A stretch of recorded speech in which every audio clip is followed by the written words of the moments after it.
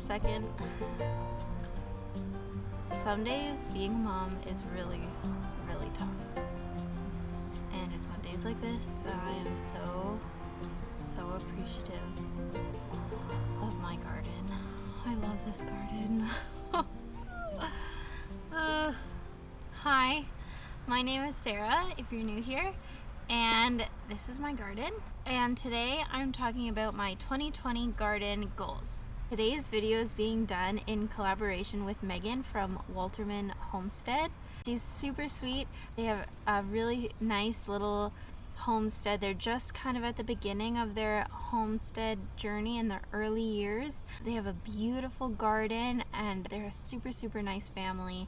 They've got some really great recipes and also gardening videos on their channel. So if you haven't seen hers yet, I highly suggest you go and check them out, and I will make sure that their channel is linked below. Megan and her family are in Indiana and I'm in Ontario, Canada, so we live really far away from each other, but we both are in the same zones. We're both in zone 6A, so we have a lot of similarities in when we're growing things and how we're growing things, even though we are in such very different places. So while we were planning this and trying to decide what we were going to talk about and what the structure of the video is going to be, we came up with a list of 5 questions. So we're actually going to make it a little mini tag, so make sure you stick to the end to see what the 5 questions are. And if you have a garden, I would love it if you also made a response video, tag me in it so I can see it, answering the 5 questions about your 2020 garden goals. Alright, so let's jump right into it. Here I have my gardening journal, and so funny, you can so see my personality. Deep down in my heart, I wish I was like a fancy lettering guru and beautiful bullet journal person, but I'm just not at all.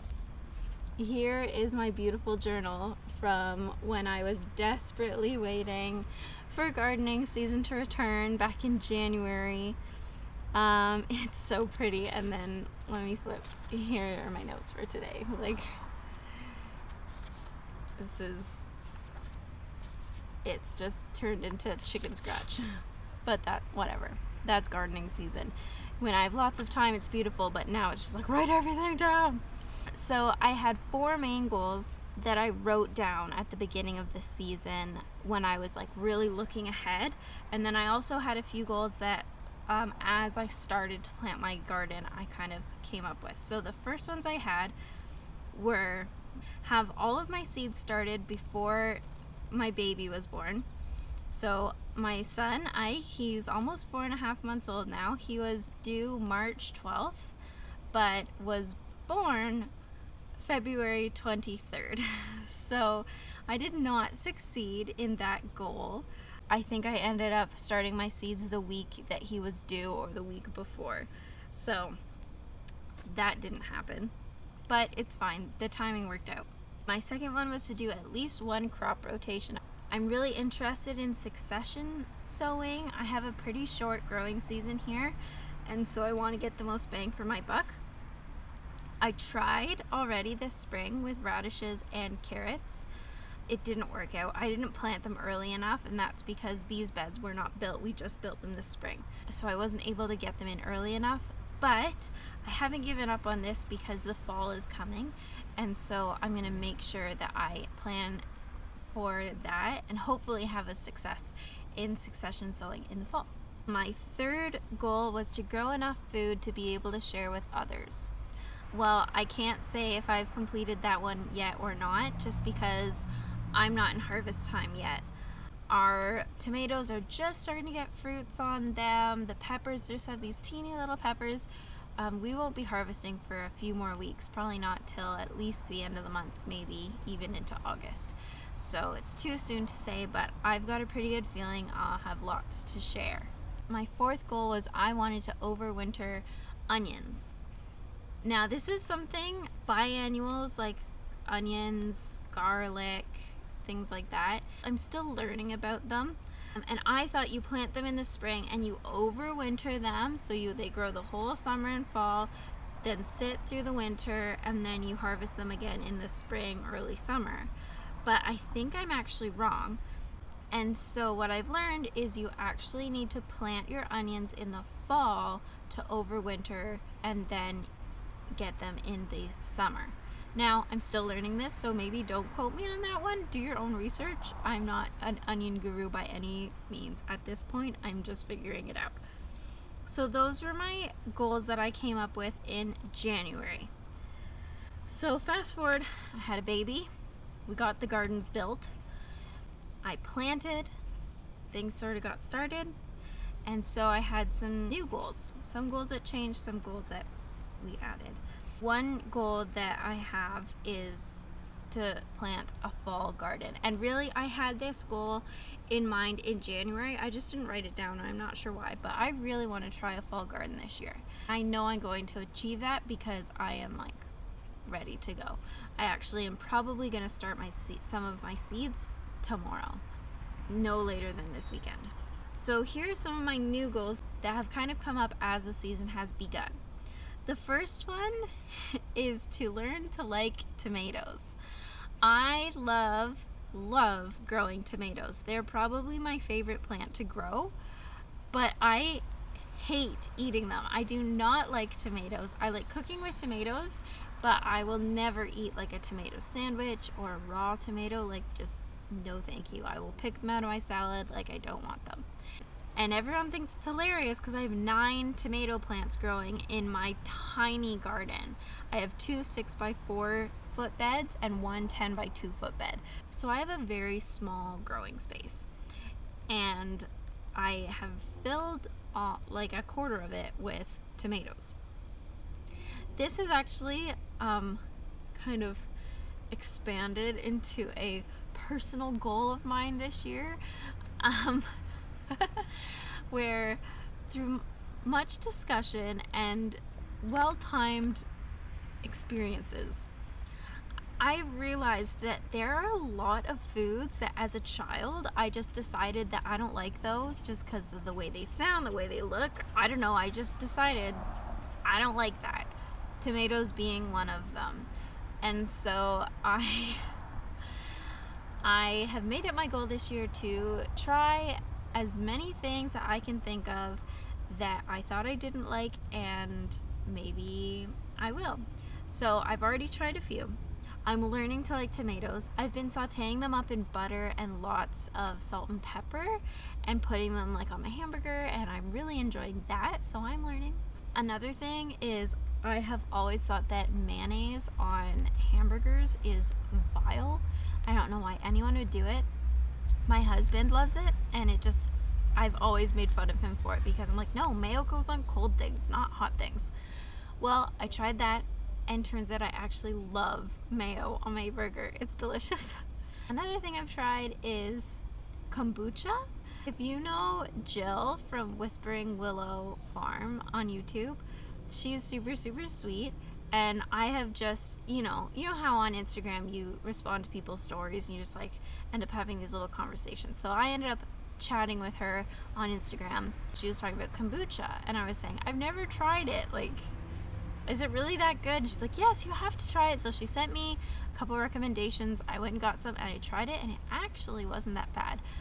I even posted a video of me trying it for the first time on my Instagram, and maybe I'll insert that here. And if you don't follow me on Instagram, make sure you go and follow me. I'm gonna try it.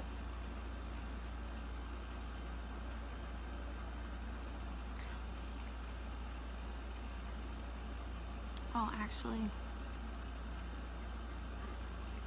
dang, that's actually really good.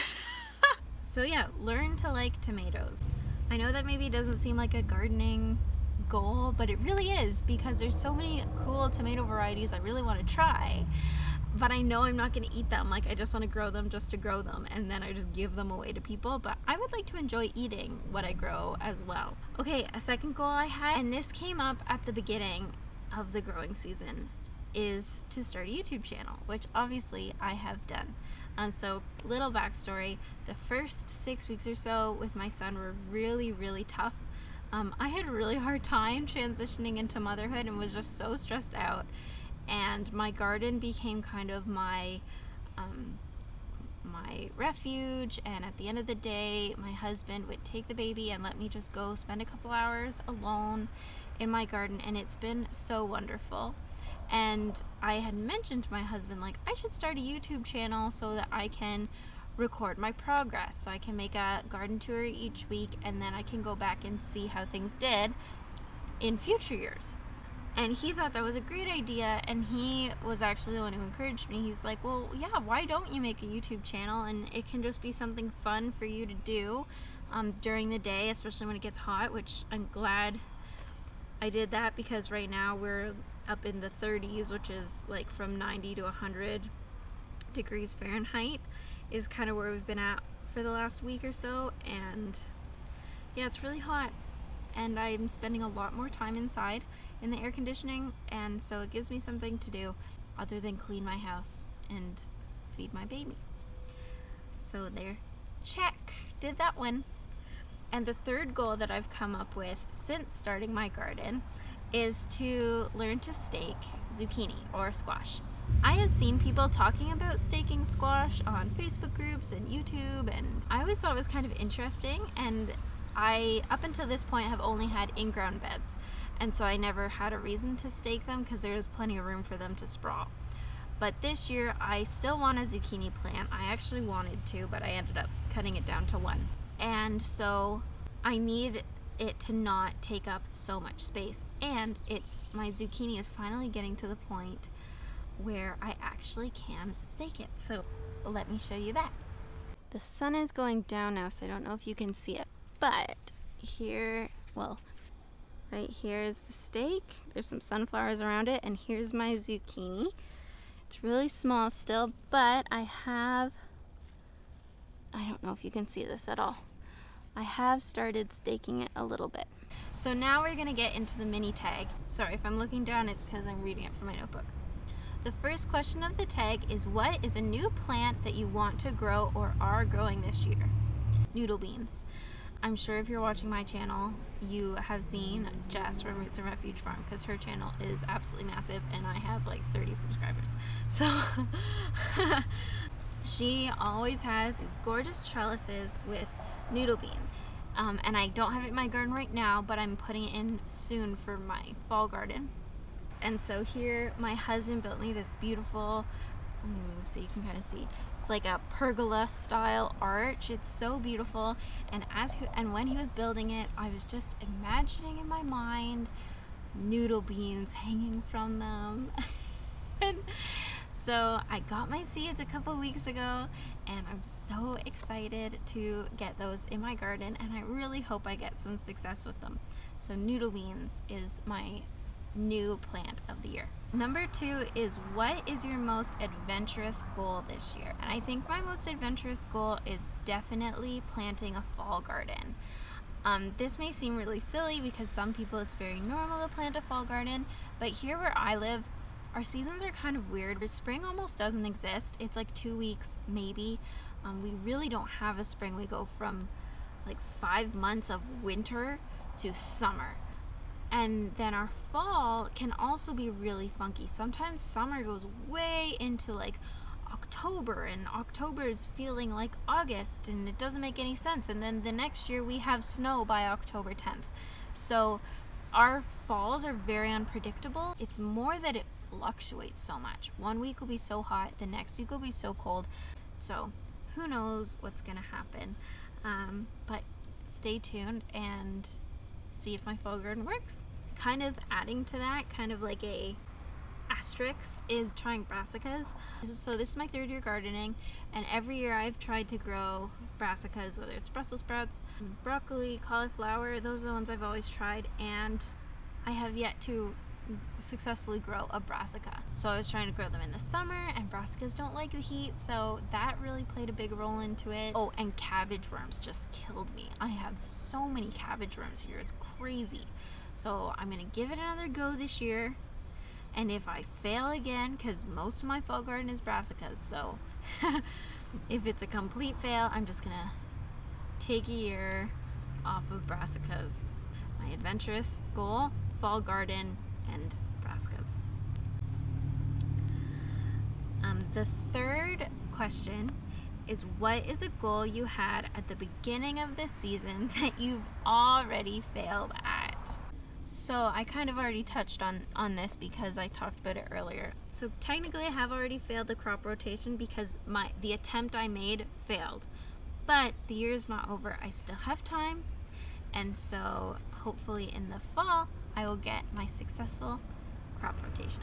Okay, question number 4 is, what is something that has come up this season that wasn't a goal, but you're glad it happened? And for me, that is compost. I have never done my own compost or had my own compost bin. We rent an apartment in a house. It's kind of like a semi-detached house in a way, and we rent the back half. And the owner of the home is my brother, so it works out well that he let me build a garden in the backyard. And my previous landlord, we lived on a 100-acre farm in the middle of nowhere in their basement, and they let us have a garden there as well. But I never had the opportunity to have a compost bin. My husband was on Kijiji just looking around at stuff or whatever the other day, and he found a compost bin. So I'm learning about composting, which I didn't plan on learning about, but I'm learning. Composting seems pretty simple, but I'm really excited. I hope that I'll be able to use some of my own compost for the fall garden, but I don't know if that's enough time of composting. So maybe I'll have to wait till the spring. We will see. So number 5, the last question of the tag, is what is a 5-year down the road goal for your garden?